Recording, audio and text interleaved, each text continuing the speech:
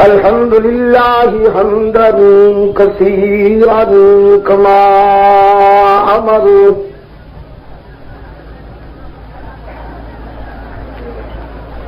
ونشهد أن لا إله إلا الله وحده لا شريك له في الخلق والأمر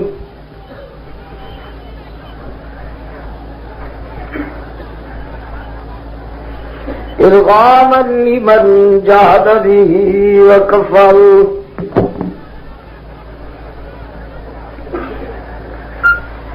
ونشهد أن سيدنا ومولانا محمدا عبده ورسوله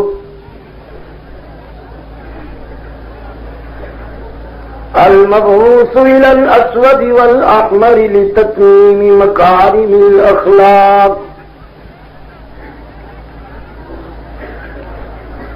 لا يخلق نبي ولا رسول بعده ولا أمة بعد أمته ولا شريعة بعد شريعته ولا كتاب بعد كتابه صلى الله تعالى عليه وعلى آله وأصحابه الذين هم خلاصة العرب العلباء وخير الخلائق بعد الأنبياء. صدر جلسہ علامہ ابو طاہر محمد اسحاق خان.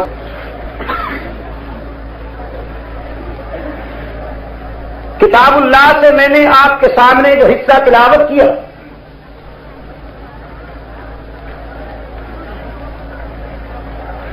اس میں حق تعالی نے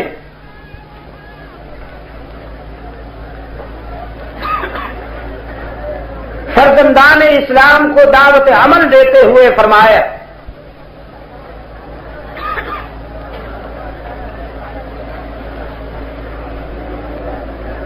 کہ دنیا سے شر اور برائی کا خاتمہ کرنے کے لیے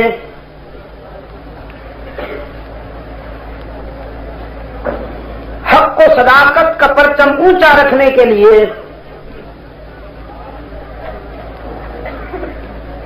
مظلوم کی حمایت اور ظالم کا ہاتھ روکنے کے لیے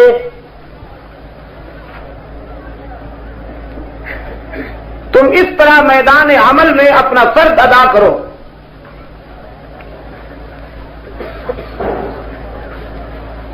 جس طرح کے تمہارے شایان شان ہے.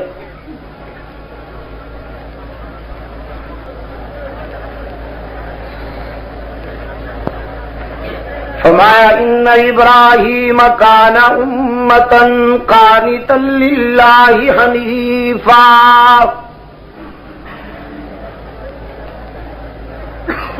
ولم یک من المشرکین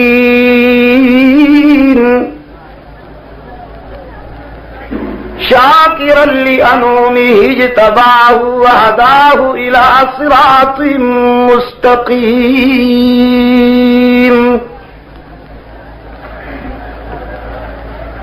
یقیناً اکیلا ابراہیم ایثار اور قربانی کی اتنی تاریخ رکھتا ہے پوری امت بھی اس قدر ایثار نہیں کر سکتی, اتنی قربانی نہیں دے سکتی جو تنہا ابراہیم نے دے دی.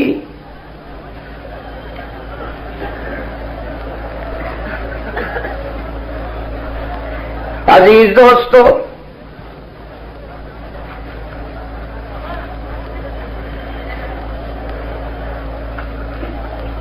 حق و صداقت کے موقف کی سربلندی کے لیے کبھی ابراہیم علیہ السلام وطن چھوڑ رہا ہے, کبھی اللہ کی مشیت کی تعمیل میں بیوی اور بچے کو ویرانے میں بٹھا رہا ہے.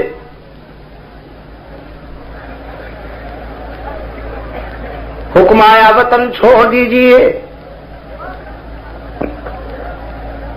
شام چلے جائیے. یہ نہیں کہا الہ العالمین کیوں وطن چھوڑ دوں، یہاں میری برادری ہے، املاک ہے، خاندان ہے، وطن تو بہت محبوب ہوتا ہے، لیکن نہیں، ادھر حکم آیا، ادھر اپنے آبائی وطن کو خیر باد کہہ کر مہاجر بن کر فلسطین پہنچے، یہاں آئے ہیں، قدم ٹکنے نہیں پائے کہ حکم آ گیا اپنی بیوی اور بچے کو ویرانے میں بٹھا آئیے۔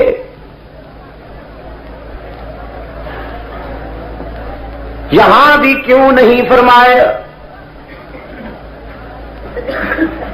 بیوی کو ساتھ لیا، لختے جگر کو سینے سے لگائے، ویرانے میں بٹھا آئے، ویرانے میں بٹھا کر حق تعالی کی حضور دست بدعا ہوئے،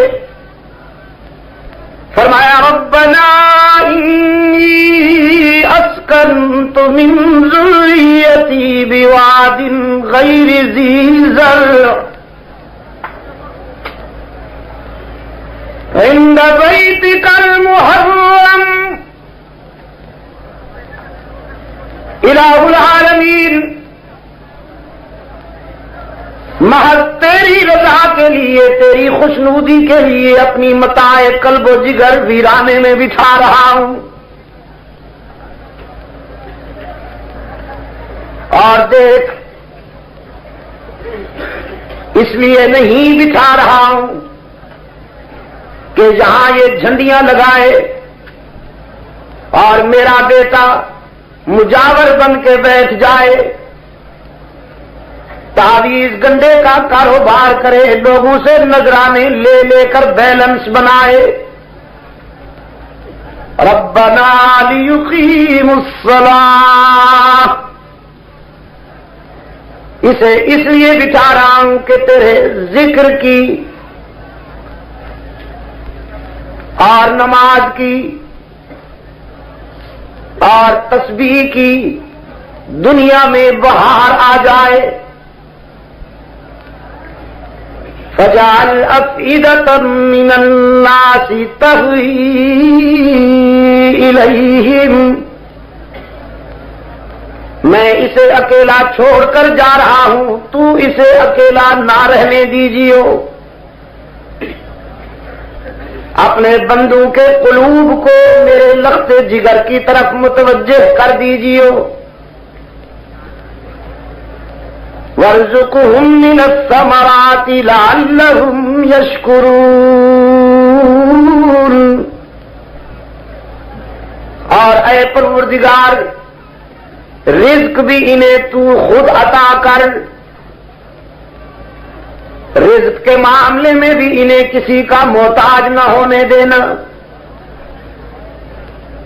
رزق بھی دال روٹی نہیں مانگتا ہوں، من الثمرات فروٹ عطا کر انہیں، پھل عطا کر انہیں، خلیل مانگ رہے تھے اور عقل انسانی حیران تھا کہ کہاں کھڑے ہو کر کیا چیز مانگ رہے ہیں، کھڑے وہاں ہیں کہ جس زمین کے سینے سے قیامت تک پانی نہیں نکل سکے گا زمزم کے سوا، اور مانگتے ہیں پھل فروٹ، یہ پھل فروٹ تو سبزہ زاروں کی چیز ہے، زرخیز زمینوں کی پیداوار ہے، یہ تو سنگلاخ دھرتی ہے، سڑی اور جلی ہوئی زمین ہے۔ خلیل کے عشق نے جواب دیا بے شک یہاں باغات پیدا نہیں ہوں، لیکن میں جس سے مانگ رہا ہوں وہ دے سکتا ہے، دنیا میں جہاں پھل پیدا ہوں گے وہ اپنی قدرت کاملہ سے یہاں بھیجے گا۔ اور العین والو صدیوں سے خلیل کی دعا کا شباب دنیا انسانیت دیکھ رہی ہے. دنیا میں جہاں کہیں کوئی پھل پیدا ہوتا ہے مکہ کے بازاروں میں موجود ہوتا ہے، اور وہ بھی گلا سڑا نہیں، تر و تازہ. میں تو یہ بھی کہا کرتا ہوں، وہی فروٹ جو انڈیا سے، پاکستان سے، لبنان سے یا ادھر ادھر سے جاتا ہے، اپنے ملکوں میں اتنا لذیذ نہیں ہوتا جتنا مکے میں لذیذ ہوتا ہے. کیوں؟ اس لیے کہ جب پھلوں کی پیٹیاں، فروٹ کے ڈبے مکہ کے بلدیاتی حدود میں داخل ہوتے ہیں تو ان میں خلیل کی دعا کی تاثیر شامل ہو جاتی ہے. فرمایا وارزقہم من الثمرات لعلہم یشکرون. خدا بندہ رزق بھی انہیں تو عطا کرنا تاکہ تیرا کھائیں اور تیرے گن گائیں.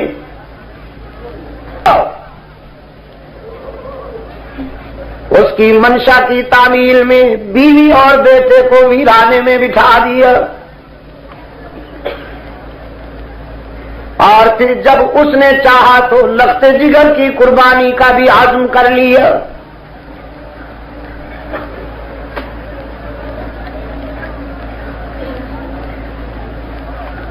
قرآن پاک اطلاع دیتا ہے کہ ابراہیم علیہ السلام نے اپنے بیٹے کو اللہ کی منشا سے مطلع کیا. فرمایا انی ارا فی المنام انی اذبحک فانظر ماذا تری. عزیزم، میں نے خواب دیکھا ہے کہ خنجر میرا ہے، گلا تیرا ہے اور حکم پروردگار کا ہے. ذرا اپنے دل سے پوچھ کر میرے خواب کی تعبیر بتائیے. فرزند خلیل کی فراست نے اور بصیرت نے رہنمائی کی. پیغمبر کا خواب بھی وہی ہوتا ہے. فرمایا یا آوتی افعل ما تؤمر. جب اللہ کی منشا یہی ہے تو پھر مشورے کی کوئی گنجائش نہیں رہی. افعل ما ترى نہیں فرمایا، افعل ما تؤمر. آپ وہی کیجئے جو آپ کو حکم ملا ہے. رہی میری بات تو میں کم سن ضرور ہوں لیکن بالغ نظر ہوں. ستجدنی انشاء اللہ من الصابرین. آپ مجھے صبر کرنے والوں میں سے پائیں گے.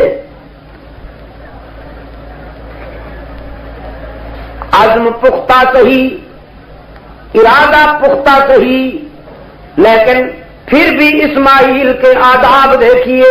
انشاءاللہ ضرور کہا. آپ کی چاہت کے باوجود، میرے عزم کے باوجود کامیابی اس وقت تک نہیں ہوگی جب تک اس کا لطف و کرم شامل نہیں ہوگا. ستجدنی انشاءاللہ من الصابرین. قرآن پاک نے فرمایا فلما اسلما وتلہ للجبین. دونوں تیار ہو گئے، ابراہیم خنجر چلانے کے لیے، اسماعیل گلا کٹوانے کے لیے. دونوں تیار ہو گئے اور اسماعیل نے اپنے آپ کو سپرد کر دیا منشا خداوندی کے.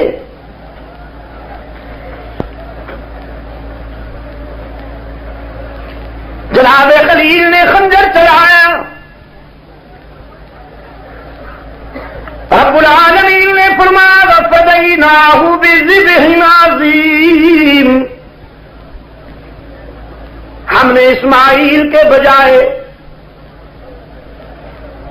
ایک اور چیز کو ذبح کر دیا، جانور کو ذبح ہونے دیا۔ خلیل سمجھے بیٹے کا گلا کٹ گیا ہے، کیونکہ آنکھوں پہ پٹی بھی باندھ رکھی تھی۔ کہیں لختے جگر کے چہرے پر نظر پڑ کر پدری تقاضے کے سامنے امر امتثال الہی میں کوئی خلل نہ آ جائے، امتثال امر الہی میں کوئی خلل نہ آ جائے۔ گرم گرم خون ہاتھوں پہ لگا تو سمجھے کہ بیٹے کا گلا کٹ گیا ہے۔ رب العالمین نے فرمایا نادیناہ ان یا ابراہیم، لیکن ادھر ہاتھوں پہ خون آیا، ادھر اوپر سے فون آیا۔ قد صدقت الرؤیا،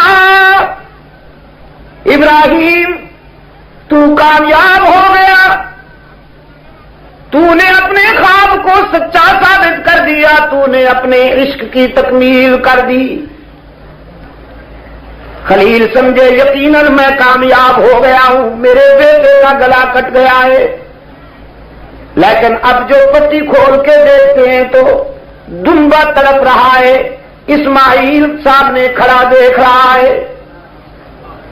حیرت میں سوچتے ہیں، رب العالمین نے فرمایا انا کذالک نجزی المحسنین، حیران ہونے کی بات نہیں، ہم وفاؤں کا صلہ وفاؤں سے دیا کرتے ہیں، ہم احسان کا بدلہ احسان سے دیا کرتے ہیں۔ اسماعیل کا کام تھا گلا جھکانا، تیرا کام تھا خنجر چلانا، اب کٹنے دوں یا نہ کٹنے دوں یہ میرے اختیار کی بات ہے۔ تم دونوں چاہتے تھے کہ گلا کٹ جائے، لیکن میرا فیصلہ تھا کہ کٹنا نہیں یہ گلا، اس سے تو ہم نے کام لینے ہیں، اسی نسل سے تو میرا محبوب آئے گا۔ اسماعیل نے گلا جھکا کر کامیابی حاصل کر لی، آپ نے خنجر چلا کر کامیابی حاصل کر لی۔ زندگی اور موت کا اختیار میرے اپنے پاس ہے، وہ نہیں ہوگا جو آپ چاہیں گے، وہ ہوگا جو میں چاہوں گا۔ تو کامیابی کی سند بھی لے جائیے، اپنے لختے جگر کو بھی بسلامت لے جائیے، حاضرہ کی نگاہیں منتظر ہوں گی۔ کیوں عزیز دوستو، وطن چھوڑ دیا، بیوی اور بچے کو ویرانے میں بٹھائے، لختے جگر کے گلے پہ خنجر بھی چلا دیا نا۔ لیکن ان تمام مرحلوں سے پہلے عین شباب میں، جوانی میں دعوت و تبلیغ کے آغاز پر باطل قوتوں سے ٹکرائے، باطل قوتوں سے ٹکرائے، آستانہ پرستوں سے ٹکرائے، مجاوروں سے ٹکرائے۔ باطل نے کہا، نمرودی طاقت نے کہا ہم آگ جلا سکتے ہیں، براہیمی صداقت نے کہا ہم چھلانگ لگا سکتے ہیں۔ تو نمرود نے آگ جلائی، نمرود نے، اور خلیل نے چھلانگ، اس نے کیوں جلائی، انہوں نے کیوں چھلانگ لگائی؟ ذرا تھوڑا سا پس منظر۔ صورتحال یہ تھی العین کے دوستو، صورتحال یہ تھی کہ ابراہیم علیہ السلام نے ان کے خود ساختہ خداؤں کی ناک کاٹ ڈالی۔ ابراہیم علیہ السلام نے پہلے تو زبان سے ان بتوں کی نفی کی کہ یہ کچھ نہیں کر سکتے، ظالموں، ان پہ تو چادریں بھی تم چڑھاتے ہو، ان کے سامنے مٹھائیاں بھی تم ڈالتے ہو، ان کے آگے جھاڑو بھی تم دیتے ہو، یہ تو اپنے اوپر سے مکھی بھی نہیں اڑا سکتے، کچھ دن تک تو تبلیغ کی، کچھ دن تک تبلیغ کی، لیکن جب دیکھا لاتوں کے بھوت ہیں، باتوں سے نہیں سمجھیں گے، تو پھر 6 نمبروں کے بعد 7ویں نمبر کی باری آ گئی، آئے گی انشاءاللہ، یہاں بھی آئے گی۔ فرمایا تاللہ لأکیدن اصنامکم بعد ان تولوا مدبرین، قربان جاؤں پیغمبر تیرے عزم پر، ہائے نبی کے عزم کا کون مقابلہ کرے، کوئی مصلحت گوارا نہ کی، بچاؤ کے لیے، بچنے کے لیے کوئی عافیت پسندانہ مصلحت گوارا نہ کی، اعلان کر دیا اگر تمہیں میری بات سمجھ میں نہیں آتی تو اب ہاتھوں سے ثابت کروں گا کہ یہ تمہارے خود ساختہ آستانے، خود ساختہ بت، تمہارے بنائے ہوئے مشکل کشا حاجت روا کارساز کوئی حیثیت نہیں رکھتے، کچھ بھی نہیں کر سکتے۔ اب عمل سے بتاؤں گا، جو زبان سے کہتا رہا ہوں اب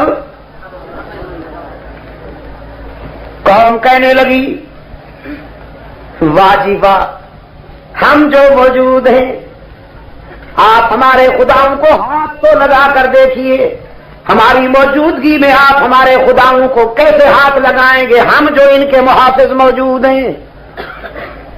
الہین کے دوستو، خدا ملاحظہ فرمائیے جن کی حفاظت قوم کر رہی ہے۔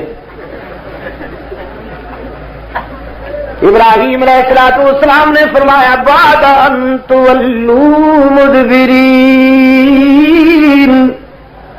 تم میلے پر جانے والے ہو نا، جب تم سب میلے پر چلے جاؤ گے یہ اکیلے ہو جائیں گے،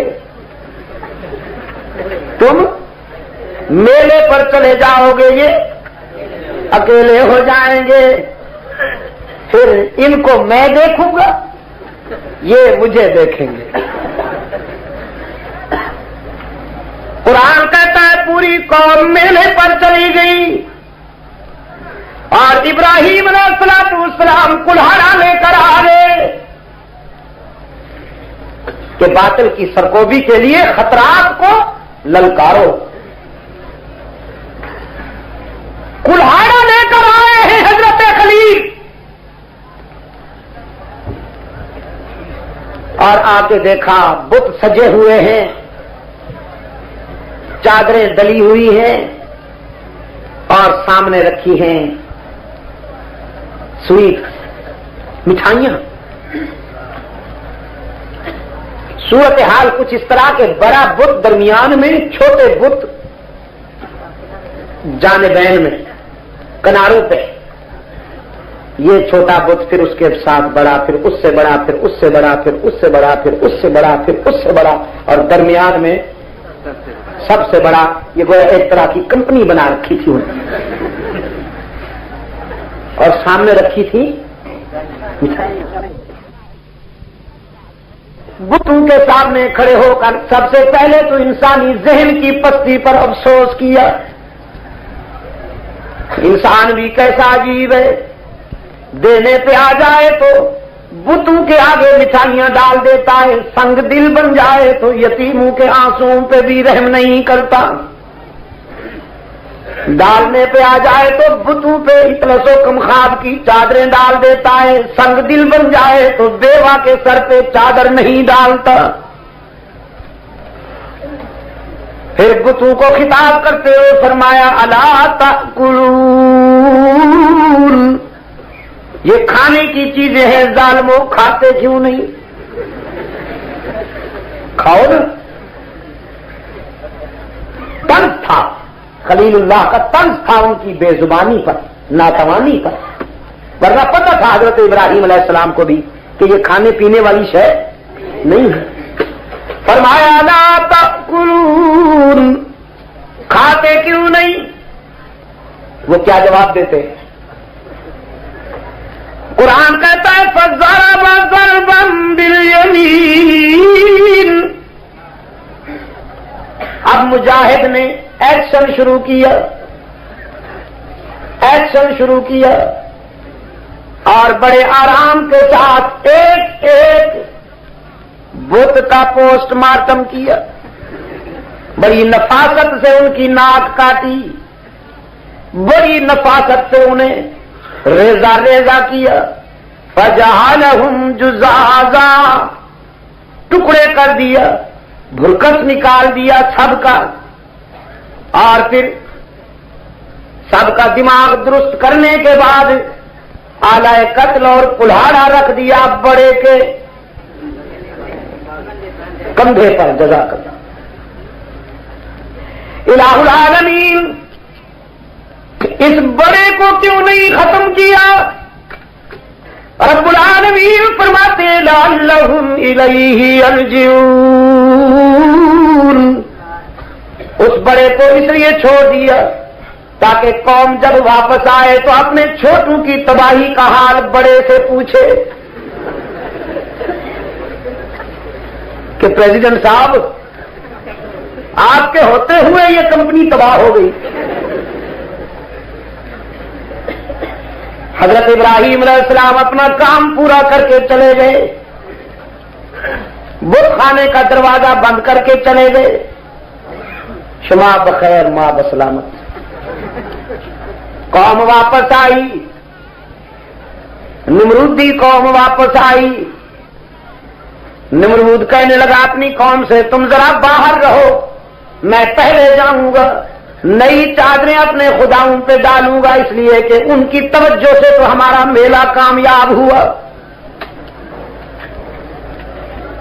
یہ ہر فرعون کی عادت ہے, وہ اپنے چونچلوں کے جواب کے لیے اس طرح کے بت ضرور بناتا ہے. دروازہ کھولا, منظر دیکھتے ہی چیخ نکل گئی, منہ کے بل اوندھے پڑے ہیں.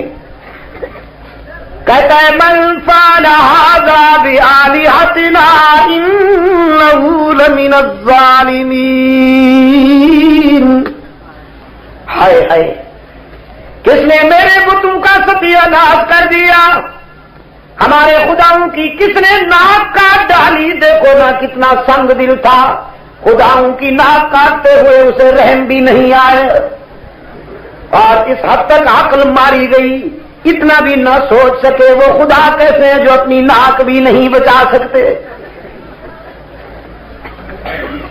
میرے عزیز دوستو, ابلیس اپنے مریدوں کی عقل کا سب سے پہلے صفایا کرتا ہے, عقل چھین لیتا ہے. فَزَيَّنَ لَهُمُ الشَّيْطَانُ أَعْمَالَهُمْ, وہ غلاظت میں کھڑے ہوں تو وہ انہیں اچھی لگتی ہے, گندگی میں ہوں وہ بہت اچھی لگتی ہے. اور انسان کی فطرت بھی بڑی عجیب ہے, ماننے پہ آ جائے تو اس طرح کی حقیر چیزوں کو مان لیتا ہے, باغی ہو جائے تو خالق کے کائنات کا انکار کر دیتا ہے. بڑی عجیب فطرت ہے.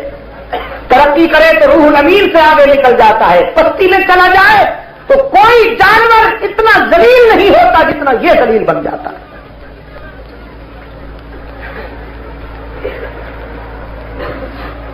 میرے عزیز دوستو, کچھ نوجوانوں نے نمرود سے کہا سمینا فتن یذکرہم, ہم نے کل ایک نوجوان سے سنا تھا وہ کہہ رہا تھا تم میلے پر جاؤ میں ان کی طبیعت ٹھیک کروں گا. نمرود کہنے لگا نام لو نا, اشاروں میں کیوں باتیں کرتے ہو, اس کا نام لو نا. اطلاع دینے والوں نے بتایا یقال لہ ابراہیم, یہی ابراہیم اور کون. وہ کہنے لگا مجھے پہلے شبہ تھا کہ وہی ہوگا, اب میرے شبہ کو تقویت حاصل ہو گئی تمہاری اطلاع سے. آرڈیننس جاری کیا, خلیل اللہ کے وارنٹ گرفتاری جاری ہوئے. کہتا ہے فَأْتُوا بِهِ عَلَىٰ أَعْيُنِ النَّاسِ, ذرا جلدی جاؤ اسے گرفتار کر کے لاؤ اور ساری قوم کو بھی جمع کر لو تاکہ پوری قوم کے سامنے ہم اپنے خداؤں کے قاتل کو سزا دیں اور ایسی عبرتناک سزا دیں کہ آئندہ کسی کو جرأت نہ ہو سکے ہمارے خداؤں کے خلاف انگلی اٹھانے کی۔ العین والو، خلیل اللہ گرفتار ہو کر آئے ہیں نمرودی عدالت میں۔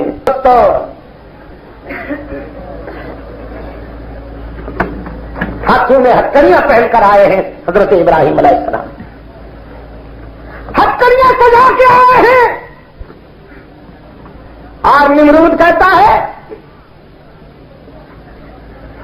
انت فعلت ھذا بآلہتنا یا ابراہیم،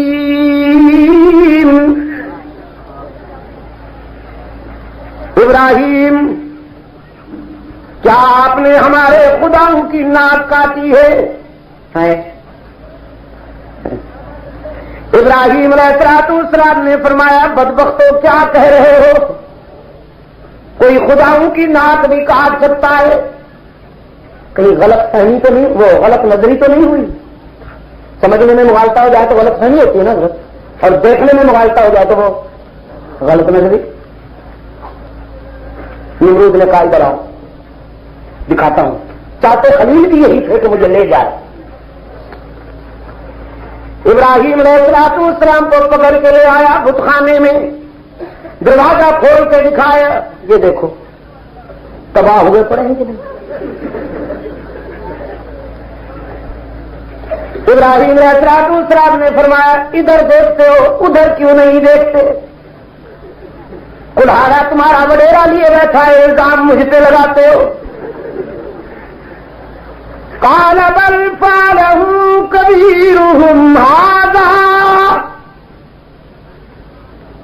ساری دنیا قاتل اسے قرار دیتی ہے جس کے ہاتھ سے حال آلہ قتل برآمد ہو جائے۔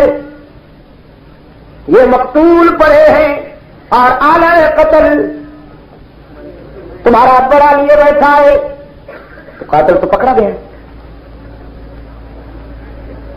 نمرود کہنے لگا نہیں ابراہیم دیکھ کیسی باتیں کرتے ہیں، کبھی خدا بھی آپس میں لڑتے۔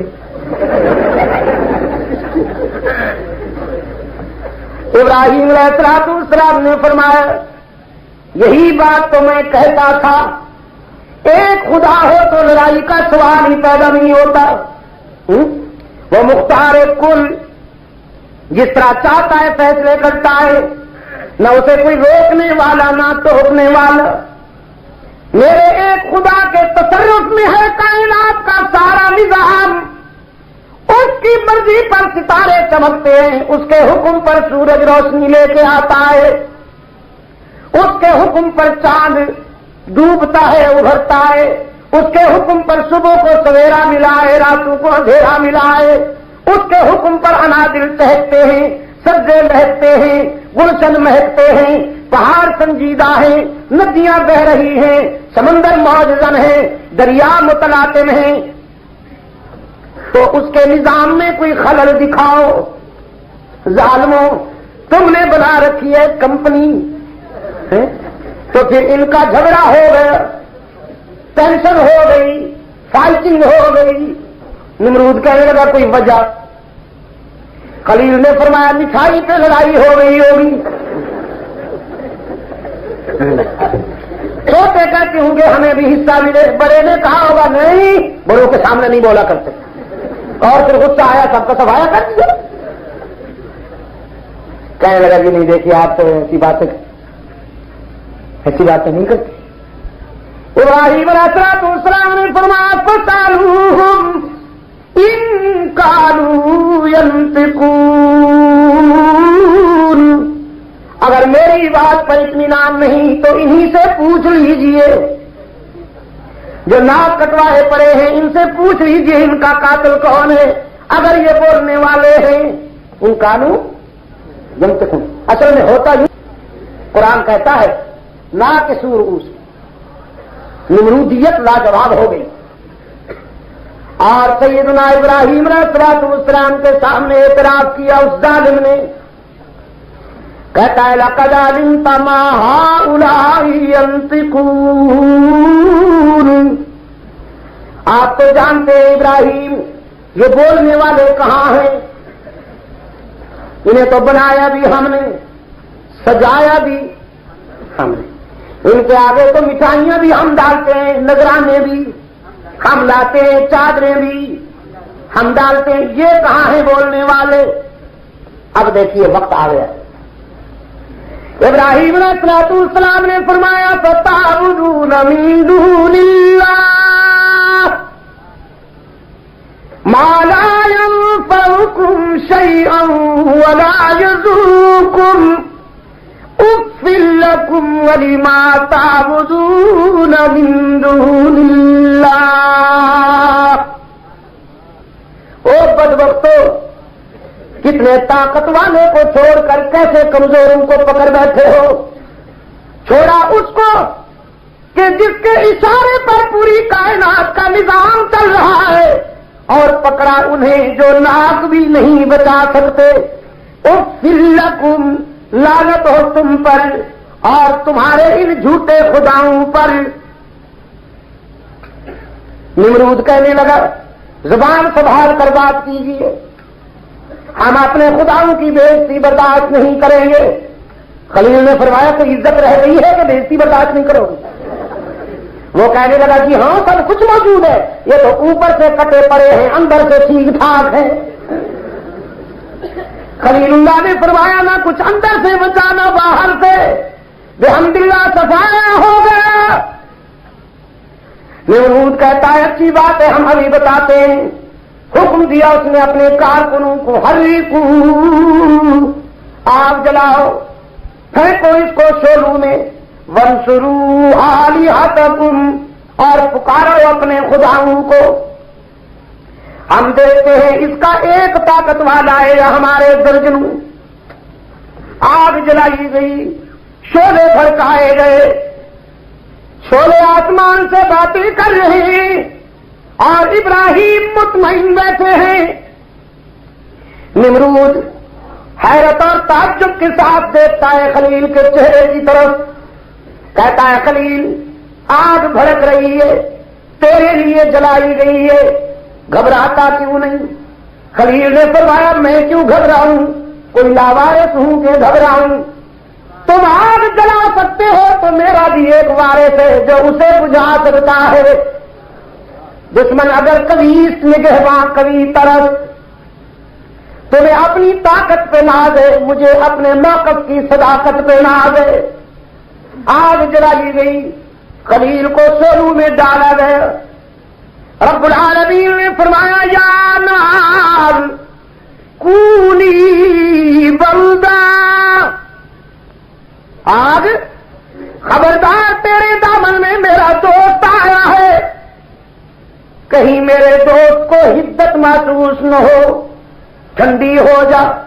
خدا بندہ میں تو برف خانہ بن جاؤں، برف خانہ بن جاؤں۔ فرمایا نہیں، زیادہ ٹھنڈی بھی نہ ہو کہ میرے خلیل کو سردی محسوس ہو، گرم بھی نہ رہے کہ حدت محسوس ہو۔ کونی بردم وسلاما علی ابراہیم، میرے خلیل پر ایسی پرکیف بن جا،